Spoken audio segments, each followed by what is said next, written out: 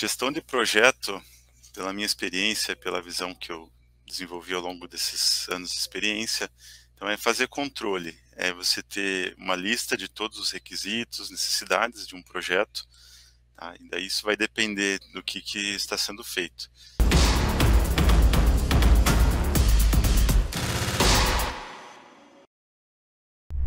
Então, no caso de maquinário, de projetos de fábrica, vai ter requisitos e necessidades diferentes do que um desenvolvimento de um produto.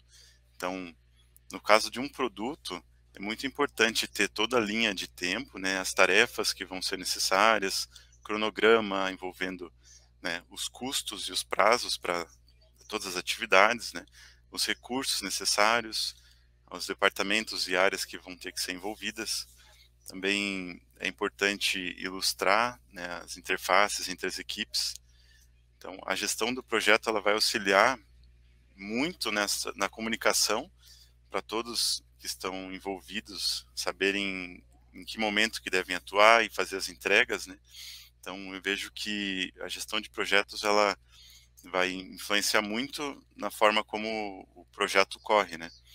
Então, ela vai auxiliar também na questão de fazer um follow-up, né? Porque a partir do momento que o projeto começa, é importante estar sempre controlando para que não chegue no final e você esteja com o prazo estourado e não tenha mais tempo de recuperar, né? Então, o follow-up em cima daquele planejamento que foi feito é muito importante.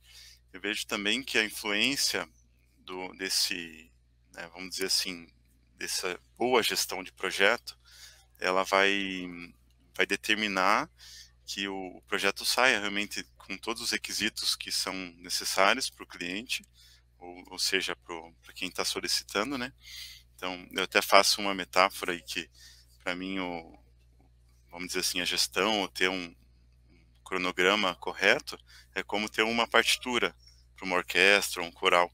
Então, todos vão estar tendo como uma referência para seguir, por mais que todos saibam, né, fazer suas funções, é importante que esteja bem alinhado, né, que a hora que todos saibam a hora que tem que começar e terminar cada etapa. Então, até porque aí vão ter projetos mais complexos e outros que são menos complexos, né? Então, alguns requerem muita comunicação entre o comercial, entre a parte de engenharia e produção, né, como é o caso de alguns projetos que eu tenho trabalhado atualmente.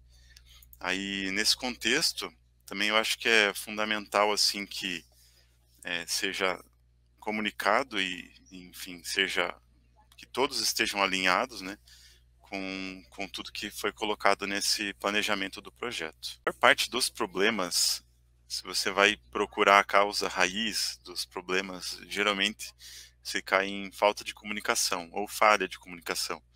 Então, muitas vezes falta repassar alguns impactos que, né, determinados problemas ou situações podem estar colocando, né, nesse projeto, ou às vezes falta verificar corretamente os requisitos que o cliente precisa, ou mesmo seguir o projeto com todos os requisitos que foram colocados no início, né? Às vezes acaba faltando é, voltar no início, né? No nosso caso lá a gente tem a solicitação de desenvolvimento, onde ficam registradas as informações que foram combinadas. Então a gente precisa desenvolver isso com esses conceitos.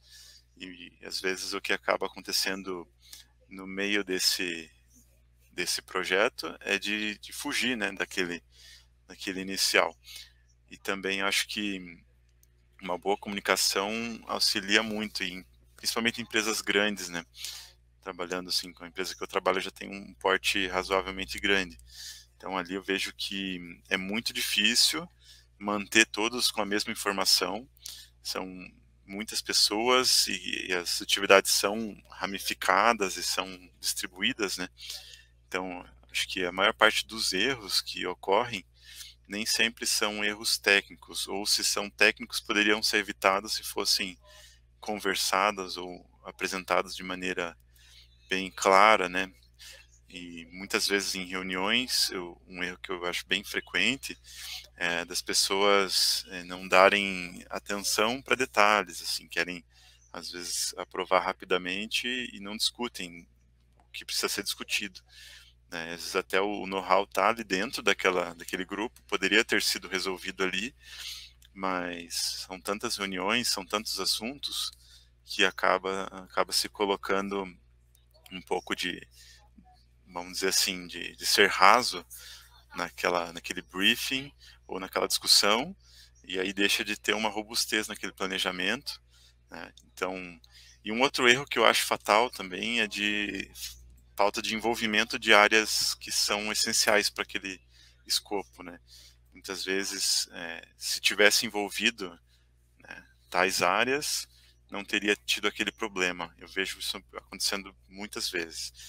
Só que também uma empresa grande é difícil de envolver todos, né? São muitos departamentos e também precisa ter velocidade, nem sempre se consegue disponibilidade de todos, né? Ou mesmo você pode pegar férias de um que tem aquela expertise, né?